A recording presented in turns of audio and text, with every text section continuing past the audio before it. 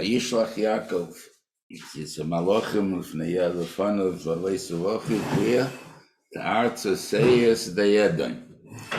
In other words, we're assuming that Esav lived in Seir. Where's it go? Right in the Sedra.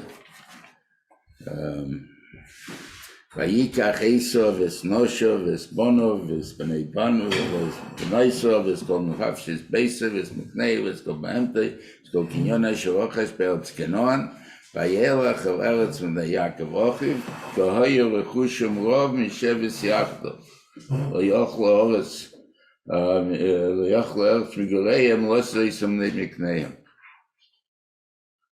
That doesn't take place until he comes back. Until they try, brings out all his sheep and his things. So how could it be that he's sending stuff to Edom? He didn't go there yet. He's still in Canaan. So Rashi Gada brings down over there. What pasuk is that? So you can look it up if you want. Lamed Vav. Lamed Vov, Posik Vov. So Rashi brings down that he left because he didn't want to go down to Mitzrayim because he's also a chelik of Bnei Avraham, and therefore he would be chayiv to go down into Golus for 400 years. So he didn't want it. So he seceded his shtick of land that he had in Eretz Canaan to Yaakov and say, you keep it, I don't want it, and whatever, and that's why he left. He also brings down the Sefer's words, and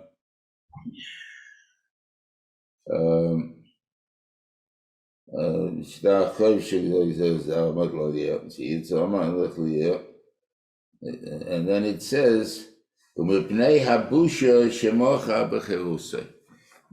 busha that he sold the b'cheira. Now the busha that he sold the b'cheira was he was 15 years old when he did that. So that's a long time before. So it could be that was first chal on him.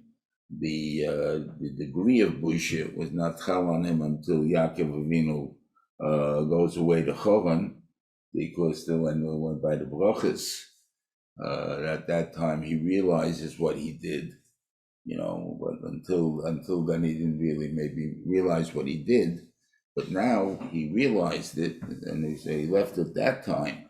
So why is it Shaloi Keseda? Why is it saying is that he went now, over there, that he went then? So it could be that he didn't want to tell you that he left, 30 years, 22 years earlier, because it would come out that there's a better land maybe than Eretz Canaan. Now the people would think that why would Esav go away from a good land to a bad land? So Mistam, it must be that the land over there must be better than the land over here. So it would come out to such a bazoyan of like in a way, like it says Vayomes Terach b'Choron before it says Lech Lecho Me'atzecha, even though Lech Lecho Me'atzecha took place before Terach dies. But it shouldn't look like he left his father and went away. So here also it shouldn't look like he left Eretz Canaan because he wanted to go to a better land. He left Eretz Canaan because there was no room for him, and then there wasn't just having a fight at the moment. So therefore he gave it over to Yaakov Avinu. That's what I think, the only thing I could think of. So therefore Taka was in Eretz Seir the whole time, and that's why he had to send it to Eretz Seir. Okay. And I don't know why when it brings down Vayachas Shalita, the Satzeves Haboka V'Hagmalim L'Shnei Machanes. If he's mentioning everything that he has, and he has Asoinos also, so why didn't he mention the donkeys? Why did he mention only the Gemalim, not the donkeys? So I don't know. How do I know he had donkeys? Because obviously that's what he said in Taisa of Matana. So obviously he had donkeys. Shaila is so like, now why was it important to tell us that he divided the animals? It's called a chusha. He could have said, he divided his properties. And that would have been, the logic of it, that he divided half and half. Half will escape and half will whatever. Like, yeah. Anyway, he says the Vayishlach, and he says, Rashi, the Goyen, the Gemara says that a person is allowed to have 1/8 of an eighth of Gaiva. And that the topic is the Gabi being, what do you call it, a Rebbe, to be makben on Bono, on the Talmidim, a certain amount that he has the demand covered, but it's only 1/8 of an eighth, whatever the shiur pshat, 1/8 of an eighth. When it says 64th, maybe you can't say 64th, so simply, so it says 1/8 of an eighth, but I still can't answer that. I don't know why. But anyway, but over here, the Goyen says it means the 8th pasuk in the 8th Sedra. That pasuk is Ketointim Kol HaSodin Kol Emes HaShisi Savdecha. In other words, that I have nothing. So there's no Gaiv at all. It could be that this Gemara could be, I don't know if you want to tie it that way, because it's they don't really bring it in. But Rabbi Levitis' statement in Pirkei Avos, in the 4th parak, it says that a person should always be a shval ruach, moed, right? And the Rambam over there goes in to explain that in the midas of one extreme to another extreme, shval ruach is the extreme gaivet. The middle is an onav. So the ideal is an onav, but it's very hard to be an onav. So therefore, it's better if you go all the way to the other end to be a shval ruach. Now, shval ruach l'chayri means a person who requires no kavod at all. In other words, there are people that are satisfied with their own idea of who they are. No, they don't need the world to know who they are. But that also is gaive. Like, I'm the power behind the throne, right? So, would you say that's about gaive? Of course he is. He's saying how choshev he is. He doesn't want to tell it to anybody else, because who knows what they will do to him, because they'll tell it to somebody else. But he feels in himself tremendous gaive, right? He feels I'm somebody special. And have this thing, you have people who want to display, like, say, certain art, people that they pay, that steal art from museums, and they build a whole place for them, a secure, like a safe, because they have to have it air conditioned the right way and stuff, that only he can see it, right? But that gives him the pleasure that he knows he can see it. He doesn't care about anybody else. He doesn't care that anybody else knows that he has it. Because they know he has, they'll put him in jail. But the thing is that this gives him the pleasure to himself. So that's the biggest gaiv in the world. And it's interesting, just interesting how, when they print in Yonim, when I was learning with the boys, Pirkei Avos, and they had these little brown Seforim, which is a new translation. They found a new Habeniyena, and they come to it, and they have the Rambam over there tells the Maisa with the Chosid Echad, and it says there's a Chosid Echad that once they asked him when was the best, when he reached the biggest time that he felt in his life, when he was on a boat. And he was obviously down in the bottom place in the steerage, if you would call it that. And the next place where people had to go to the bathroom, they would go over there. And he was laying among the ropes, and a person came down and made on him. So the first volume we got on this, it said, it's a chosa hazeh. this low life made on me. It bothered me terribly. How could you be a low life? The guy's supposed to be the honor. He's supposed to be the shval ruach because that he's the choshed echad. So he has no gaiv in him, and he's insulting somebody. We're talking about even from the Rishoyim. We're not talking about that just from the tzaddikim. He's an honor. He's an honor even from the Rishoyim. The shalas, how could that be? Not do I understand it? Lately, you'll say from the tzaddikim, I didn't accomplish what he can accomplish. I didn't accomplish what the Keches, the Rebbeinu gave me to accomplish, so I didn't accomplish as much. But he, on the other hand, he has less Kishrenis than me, but he's accomplishing what he accomplished, what he was supposed to accomplish. In that case, I got to give him credit. He's a better person than I am. I may be bigger than him, but he's a better person than me.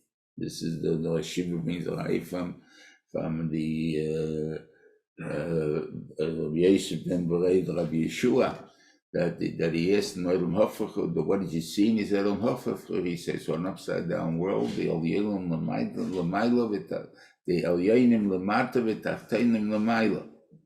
So he said, so he saw the truth. So the said, Shiva asked, what do you mean he saw the truth? Didn't he understand that there are people that put on a big fake show in this world, and they're nobodies? So therefore, of course, they do. And they have to, so they can be Galyanim, and then the Tachtainim and Elam Emes. So of course, what was this kasha?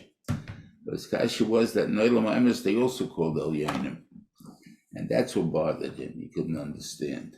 So he said that Elyanim because of what they accomplished. That the Gdei Hadar. But the Gdei Hador could have been much bigger than they are. And therefore, they didn't live up to the potential that they had, that they possessed. But on the other hand, the Pashid Yid, all he can do is say Tillim. But Lamaisi lived up to the potential that he had. He did all that he could do, and therefore he's Lamaila. So therefore, that's the questions. That's the way normally a person feels, no matter how much bigger I am than somebody else. But I can't brag about it, even to myself, because I haven't lived up to my potential. So therefore, I always have that doubt. You never know if you live up to potential, so you always have that doubt. So you don't know. But what do I need to be Yishval Ruach for? In other words, so the only reason you need Yishval Ruach is because Gaiva is a very hard thing to hold back sometimes. So if you're Yishval Ruach, you don't need anything. You don't need any Gaiva. Where do you go? But if I have at least to myself to have Gaiva, so then I'm not a Yishval Ruach anymore. That's what bothered me about it. So anyway, over the years, we got a new brown book. The same, I think, it was the same idea, the same publisher, the same guy put it out. But this time it said es hasoicher hazeh. Now then I realized chosel soicher is all it is a change of the samach and the ches, right? So it's a typo. There's nothing to do with the first time with a typo, which had been verkehrt. I looked at one of the new shasim that they put out with the Vayishlach, Harav, and everything else. They put it down as 2 gilses. And you can understand it, I can't understand it. Okay. So in this case, if he's ketoitim and kol chasodim, he really doesn't have to ever worry about being about gaivenik. So again, I was telling you, so how can we about gaivenik though? A non of Melech from the bad guy in the class. I know the guy's Machal Shabbos. We all went to yeshiva together. Now he's Machal Shabbos. He's a no good nick and everything else. So he's Mikol Ha'odom Ha'shopnei Ha'adoma. Even from that guy. So how can it be an honor from that guy? I think the only way that makes sense to me is if I'd be in his situation, I'd be much worse than him. And therefore, that's why I can't say I'm better than him. Because I don't know what I would have been if I was in his situation. Okay. Anyway, he sends a gift to Esav. There's 3 things that you prepare for to fight with Esav. First, you do tefillah, which is what he did. Then he sends a gift. Hopefully, we can end this thing in peace. And third, he sets himself up for war. That's what we'll talk about when he meets Esav. Okay. And he gives him a point to give this repetition that's necessary and so on. And it says over here that what are you supposed to say? You're supposed to say, Avdecha, you're supposed to say, Avdecha. That I'm Avdecha to Esav, right? And who was this guy? V'amata la'avdecha liYaakov. Necha yishlucha l'adon li'esav. And the Pirkei Eliezer brings down a big tiny why he said the word avdecha. I made you an odin to Esav, and you say you're an avdecha to Esav. But there you learn out there a lot of imchanef l'shoyim b'yom hazeh. In other words, what he calls Sholem, you're allowed to be mechanef l'shoyim, even though normally you're not allowed to do that. So therefore, you see from Yaakov Avinu that you're allowed to. The Kasha became though maybe the ones that he told them that they have to. This is what they should say to them. I understand, but he also calls himself Avdecha. Where does he say that?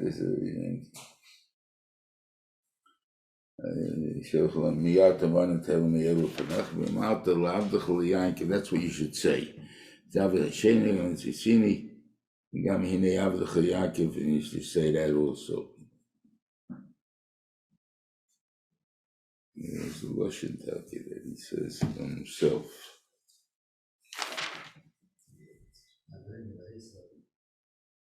Huh? Oh, yeah, but you think I was like Yemal Avad of evil the funai, we said like Danny Lace, oh, you're Mincha Lace of all this.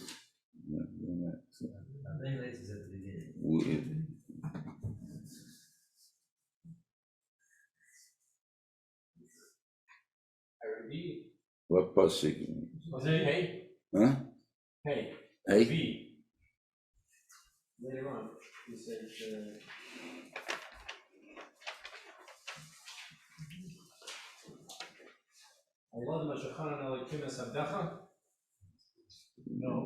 No, before when he sends it, he says that he's I want to send a gift like Danny Lace. The second pasuk in the Parshas. Give me what's the second? Number 2. Days.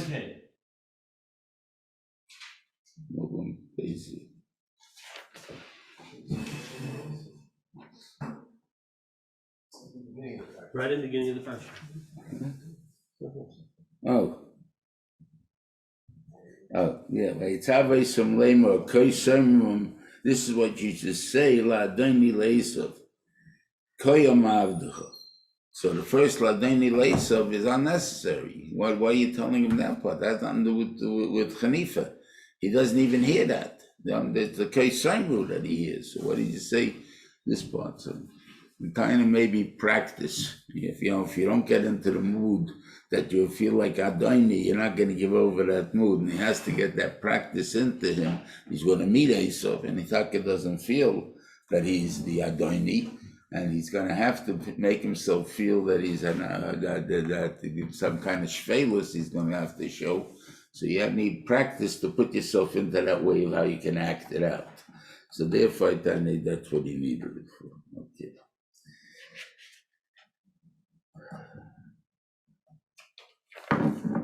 Okay. Then what does he do? He also splits the machne. The Vayivasa Yaakov Levadei. He sent everybody away to one machne. We originally split it into 2. And now he puts them all together. And he himself is the only one that's in the other machne. Rashi even probably without the cattle, without anything. He sends everything over. So the kash is, why did he do that? That's not a way to split up 50-50. That's all or nothing. The chat is, no, that's 50-50. What I mean 50-50? Yaakov Avinu knew with Nevuah that he's going to be able to have 12 sons and they're going to build Klal Yisrael. Now, I can have 12 sons without having a father. In other words, you gave birth to the 12 sons, you did your job, you're dead. Therefore, we don't need you anymore. But the 12 sons, they'll escape. Or if the Vayishlach for some reason doesn't like these 12 sons and he's going to wipe them out, at least I'm alive that I can have again 12 sons that they can have. But that's the way you divide it, because we have the 12 sons will still exist through me in the future or through me in the past. But one way or the other, the 12 sons will exist. And that's why he divided him against everybody else. Now the Malach that he fought with, so Parshas with Shalisov, so we understand a little bit what the Shalisov wanted over here. Again, the Shalisov also understands who Esav is, and he also serves HaKadosh Baruch Hu, and he also understands the name of Kedusha. So I guess what it means is that he was fighting with him to try to find a weak point that he has. In other words, where can I get him that he showed he's not such a big tzaddik, not such a big good guy. And what others learn pshat that it is Mechoyel, the Sar of Yisrael, his own Sar. So why is his own Sar attacking him? His own Sar should be, pushing for him. Shaila is the Ikel Taina on Esav, the Ra'ira as Esav is Habacheira, we said before, was because he was afraid of his sakonis nefashis. You tame something, you become tummy, you eat something when you're tummy. Whatever it is, you get a chorus. A chorus is a dangerous thing. So therefore, who needs the headache of being a kohen? You got to be able to stay away from Kedusha. I don't need the Kedusha. I don't want to be involved with Kedusha. Let me be my tum and I have no problem. Right? So he didn't need it. And that's called Vayivas Eisves. That's considered bezoyan, that you don't appreciate it. So all of a sudden, so you're supposed to be fearless when it comes to the Shailu Avodas Hashem. So how come you're afraid? One time there's two different types of fear. The fear of sakana, which we're talking about, that obviously I'm afraid of. And of course that's totally on my schusim. Don't have schusim. Whatever. But the fear of serving HaKadosh Baruch Hu, that I have to be careful in order not to be over any of the Avedas. Of course, I'm going to, because of the fear, I'm going to be more careful, not less careful because of that. So therefore, it's not a stira one to the other. That's what the argument was all about.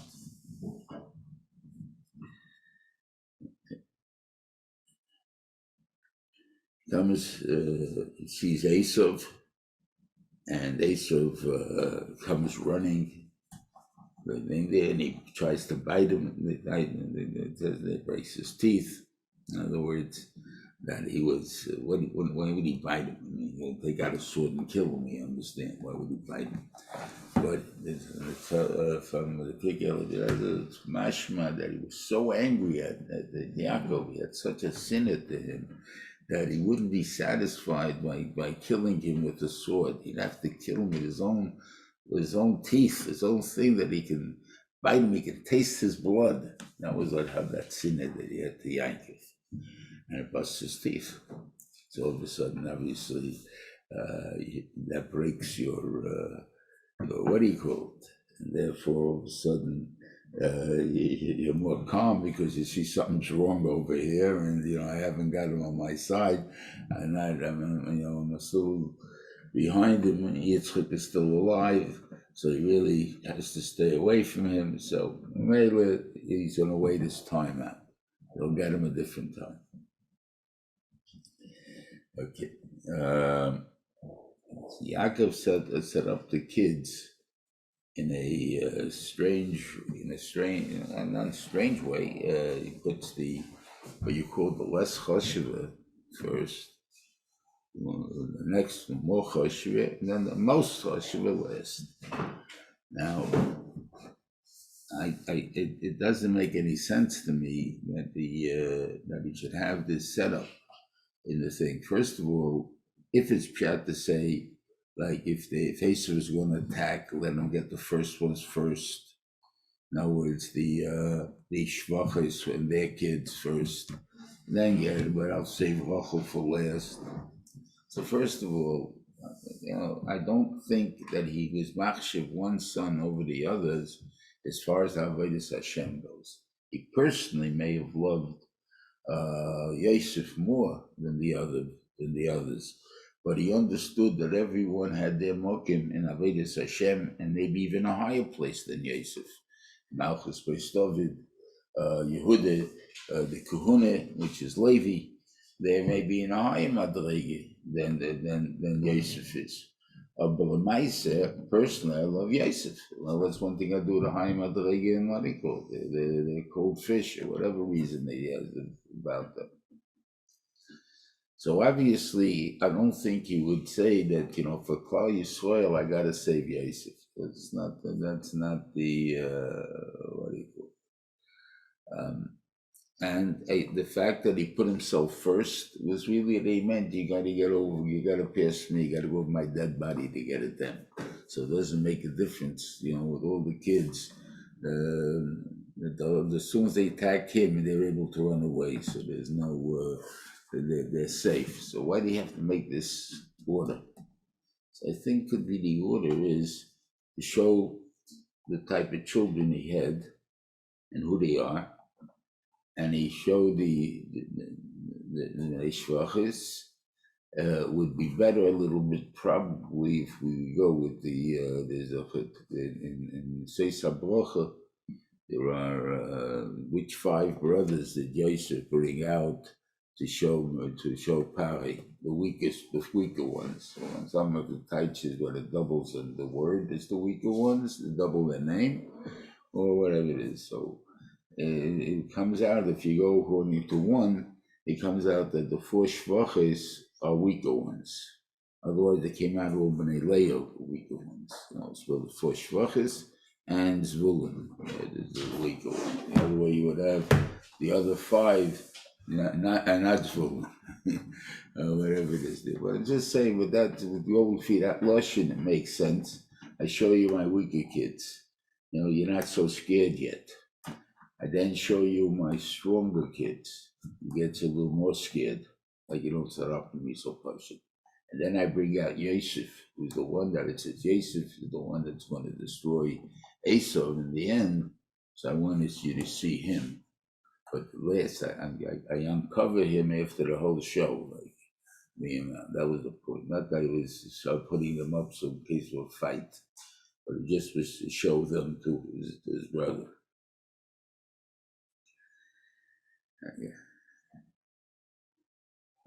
Then he asks him who's, what was all the gift that you sent over there? So he says, I sent him, all right, it was a present of peace. So he says, you keep it, I don't need it. Yeshli Ravachi, I have a lot. And Esav and Yaakov answers him back, no, please take it. Yeshli Ravachi, I have everything. And the Shiva Zatzal tried to explain to people what the difference is between the two. And once he was out of town when he explained it the first time, I think. And the people came with that, that understanding. These were rich people who understood a little bit the differences of the chayiv. A lot of people can't give tzedakah until yeshli rav. I have to have plenty before I can share.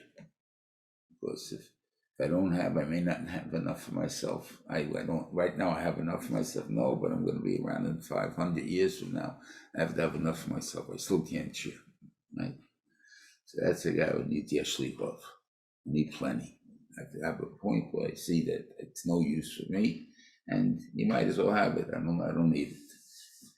That's that type of about stuff. And then there's the one that Yeshli called. I have every type of, I have money or possessions for every need that I have. I have personal needs. I have to give tzedakah needs. I have other things. And even to send gifts to Russia, even to give you gifts. And he says with that it comes out better a little bit. What Rashi had to try and find actually Tzoyin, Vakav, Eved, Shifra, everything in the singular. Why is he using the singular when it's plural? So Rashi says plural is also called singular. I mean, singular is also plural.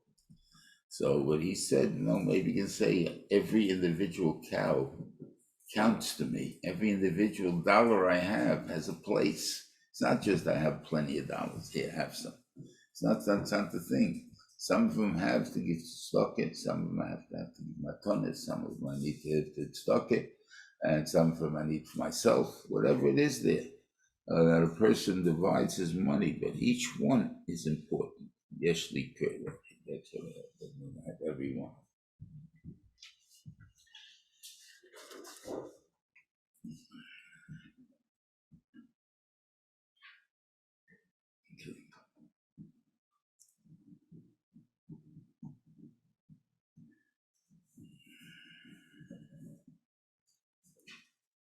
Okay.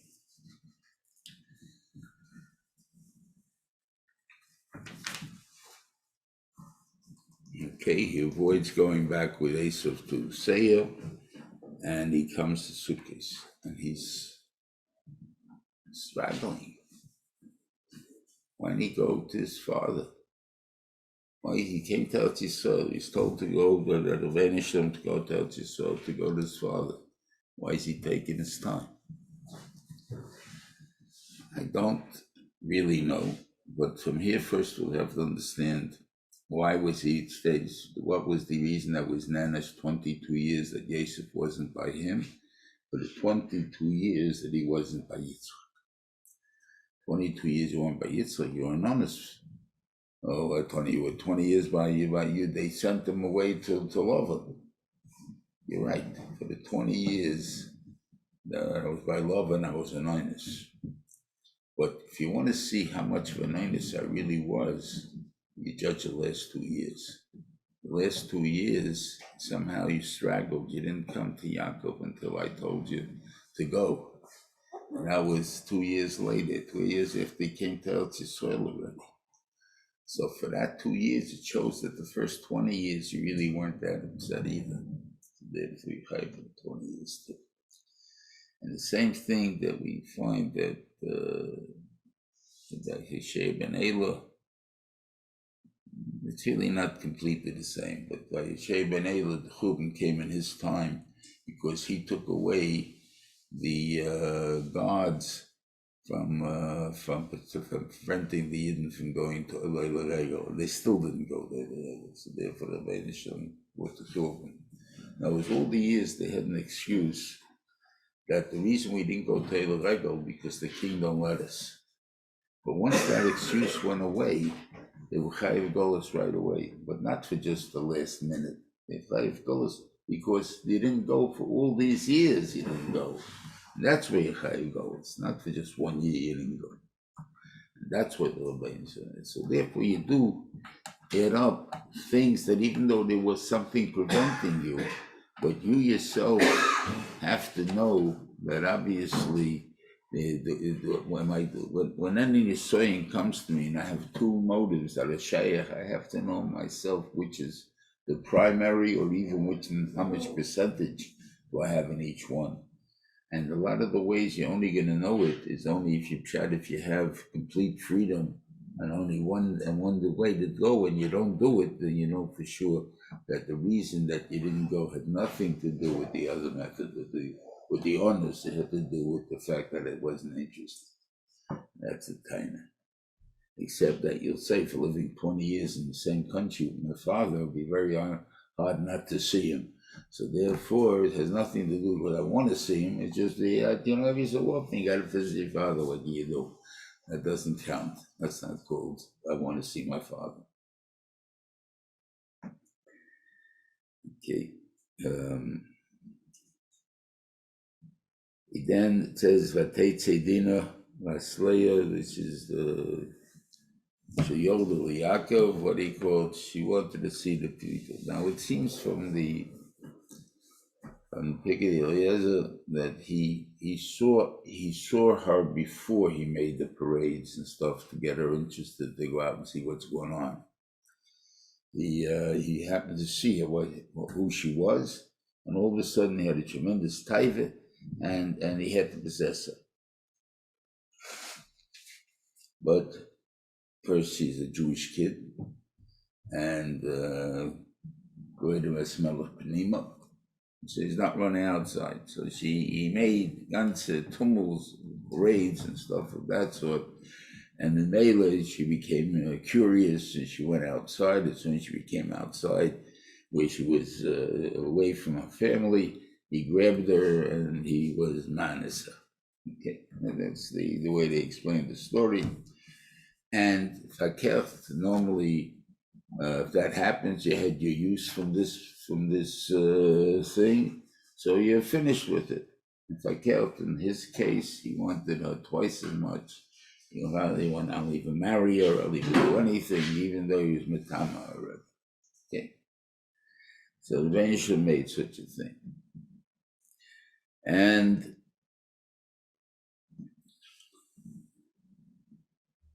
okay.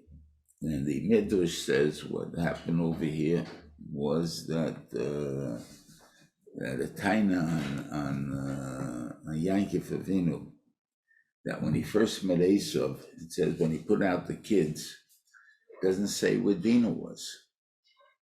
It says, why didn't he say where Dinah was? Because he hid Dinah in a box. He didn't want Esav to see Dinah, because then he'll want her as a wife, and he's not willing to give it to him. So the Medrash brings it as a taina. You didn't give your daughter to your brother, so that to a mole, because he had Mila, which is of course totally under from Medrashim, but assuming that this Medrash held he was Moal, so he was Gemald, and instead what happened? You gave it to an animal took her. So that was Shem. Yeah, that was the thing. Now, what was your logic involved in this? The logic involved was that that Pshat is, he's going to ruin her. So he might marry Esav. Esav, what's Esav going to do there? He's going to make her into a tramp, into a no-goodnik, into what he called, and I don't want to do that. So I'm going to protect my daughter, right? But you didn't think the other way. Maybe my daughter will make him into a tzaddik. Take all the keches that Esav has, all this riches, all this power that he has, this strength, like the Rish Lakish. Rabbi Yochanan saw Rish Lakish, he says, your strength is for Torah. And that's the way you should have looked at Esav. Your strength is for Avodas Hashem. So come and serve Hashem. I don't want to do it like this. Okay. My daughter will get you to want to do it for me, guy. Just like Rabbi Yochanan gave up his sister to Rish Lakish, right? My sister can do this, right? I can't do it, my sister can do it. Okay, so here also, that's the taina. Again, the shul would shvel, the seed out of the if we would, if it was happened to us, I think we would be like dealing like a Yankov, like going to do it again. Says no. What happened later on, after she was nitma by Yeshua? It's very strange thing. What happens to the daughters of Yankov Avinu? Who's she going to marry in this world? Right? She's a lost soul. So they have her marrying Eve.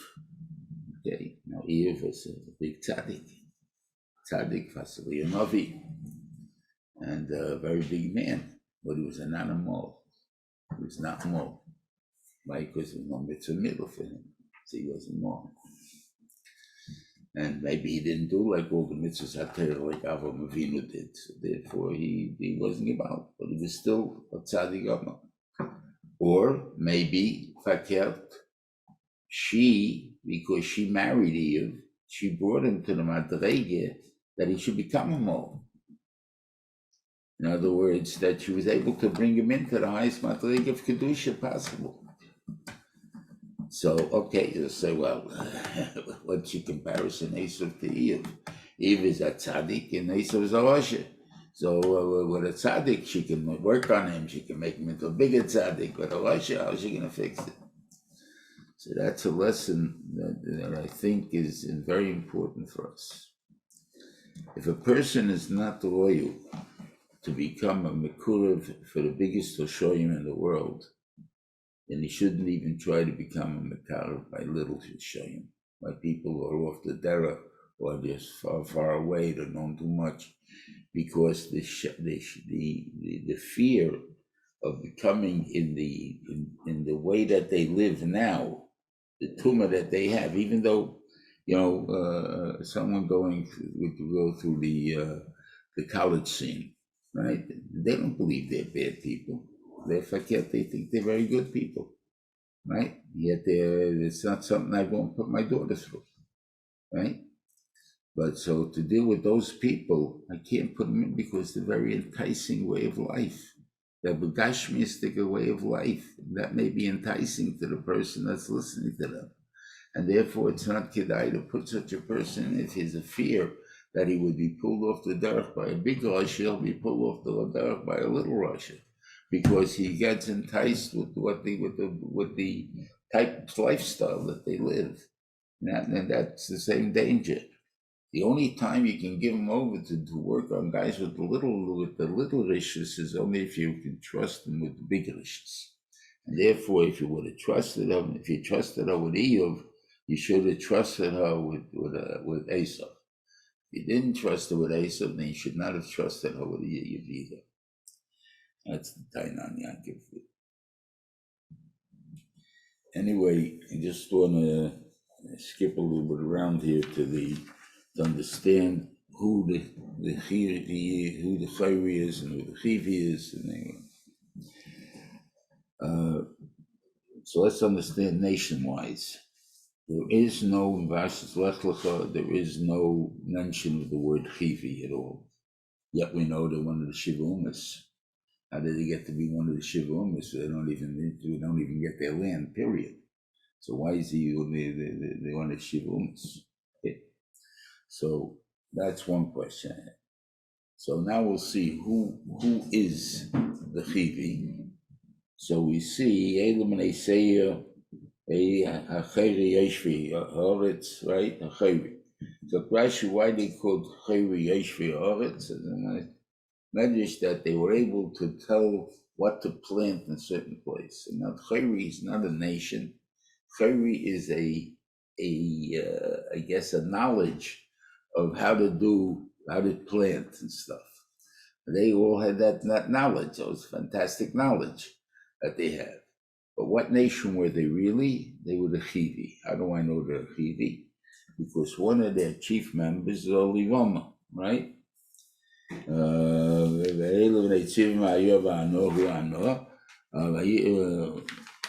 Skip 2 pages, sorry.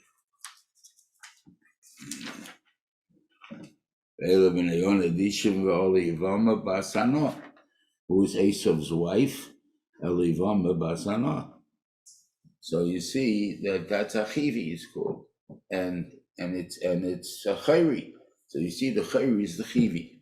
Okay. Now the Chayri is the Chivi, and they live in Haseya. So what's it got to do with the Chivi in Eretz Yisrael? So we see Shechem was a Chivi. Who else was a Chivi? The Gevonim were Chivim, right? So that was the land that Esav gave up. And Emerson, he had a shtick of land here. He goes, the Emerson, the Chivi, we don't get. That's part of the Keni, Knizi, Kadmoni. That's Esav's Chelik when the first come to us, Lasud Lovei. So therefore it doesn't mention the word Chivi, just mentions Esav, which is one of the Keni, Knizi, Kadmoni. So therefore it's one of those nations. So therefore, the Chivi will come to us first, Lasud Lovei. So, but Esav went away, right, from Eretz Yisrael, and they left over these parts, the Shechem and the Gevonim and everything else there. So we don't have to wait for Lasud Lovei now. Now they're in Eretz Yisrael, and we can take them now. We don't have to wait for Eretz Yisrael. That's what happened with them. So now we had 7 nations. What happened to the 7th nation, the original 7th nation? That happened. That was the That was the Refoim. The Refoim were all wiped out by Kedor, so therefore there wasn't any more Refoim. But their land, we still had Oigel, Haboshan, and Sichon. Their land was populated by the Amori, which was already one of these nations that were given over to the Yidden. And their land is whatever you call it. So therefore, the Rephoim, and the only Rephoim they were talking about at that time was Oig. Eretz Oig was part of Eretz Yisrael. It should have been part of Eretz Yisrael. That's the Rephoim. The other part that belongs to Noyev, that's only Tia, again, Tia B'Sichon. That because Sichon took it, we were allowed to take it from Sichon in India. So that was the thing. So that's that's who they are. Okay. Now, it's Rashi brings down another thing, that who is she? Dr. Elivama, he Yehudis Bas Be'eri. In other words, back when he was 40 years old, he married two women, and it says two Chitis. Yehudis Bas Be'eri, a Chiti, and the other one, who is the same.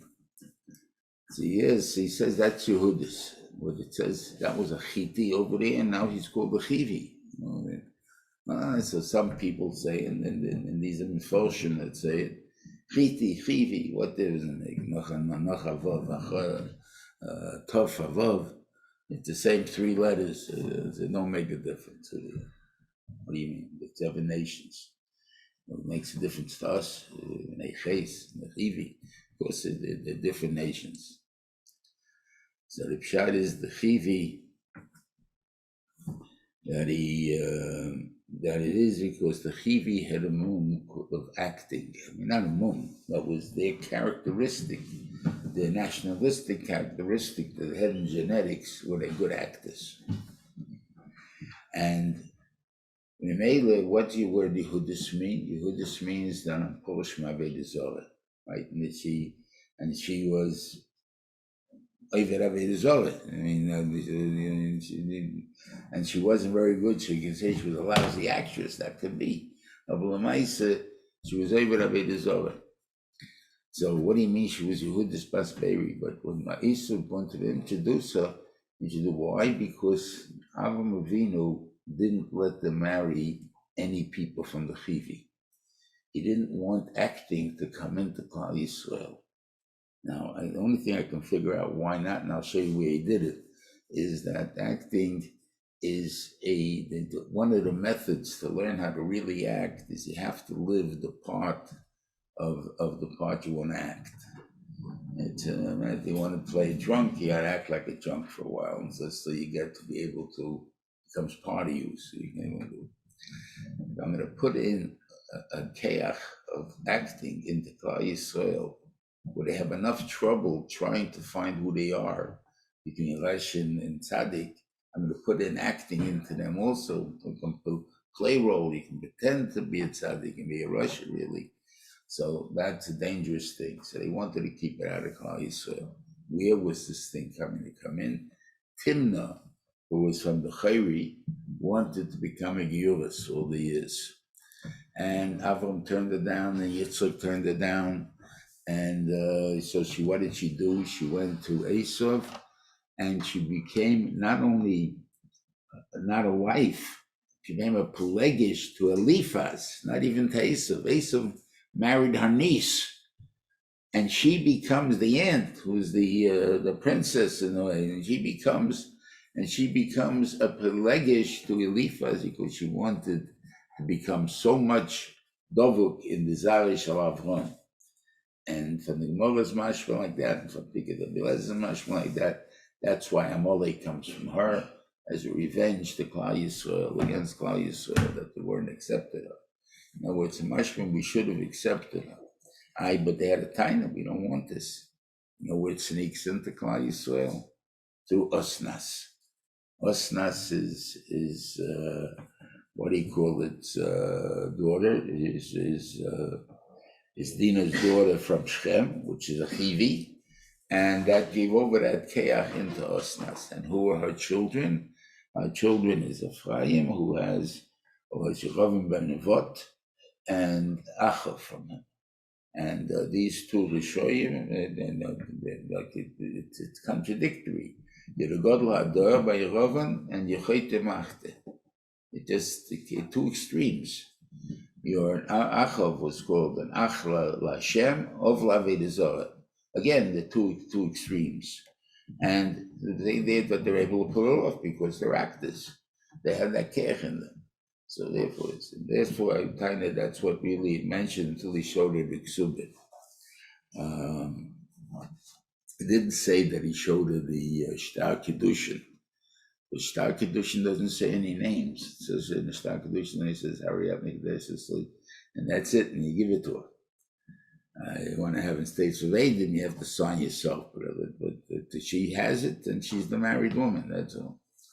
But if I want to give money I have to have Aiden for. So therefore, they have to have my name in there. Who do you owe the money to? So Pshat is when Yaakov Avinu lost the Shechina. Why? Because he saw that Achav and Reuven were going to come from Ephraim. The other one, the Bat Yehu, I don't know. But only from the Ephraim part.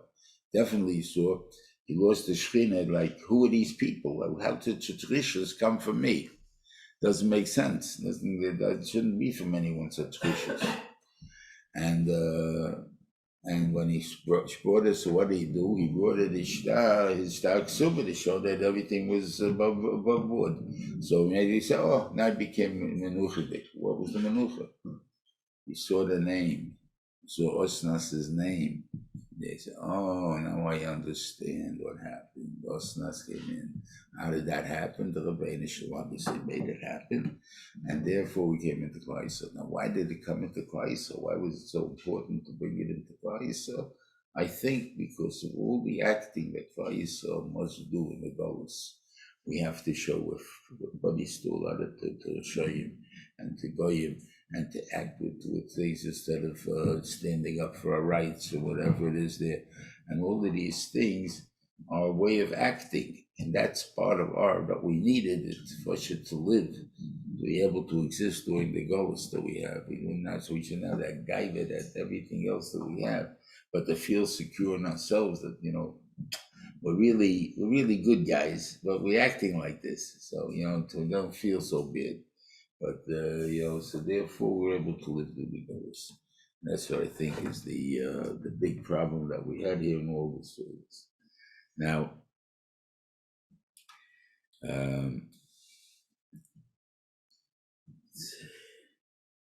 it's hard to know. I would assume, you talk about the mamzos, that everyone is a mamzer, so Alifas Bo, Alishis, Adon Levama, and Alifas was also Bo, Alishis, what's his name? Seir, and stuff like that. Now Levama is his own daughter, and whatever pshat is, I have no understanding in these pshatim, but it's not negeya. But the idea is that we see that there's mamzos, constant mamzos. So you'll say, well, weren't we? Yaakov Avinu married two sisters, and what do you call it? Moshe Rabbeinu came from an aunt and an uncle, from an aunt and a nephew. You have mamzerim, the biggest in Klal Yisrael are mamzerim. Right? The mamzerim according to the Torah. But for the goyim, they're not mamzerim. On the other hand, the goyim that we're talking about is an Eishesish, or a mother, or an Eishesov. These things which are rayas to Bnei Noach too. That's the part that is telling us. So therefore, they're also to Bnei Noach, and they are all mamzerim. They're mamzerim, the Bnei Noach think of mamzerim. That's the big time on them. And why not? The is, it's this is sisters.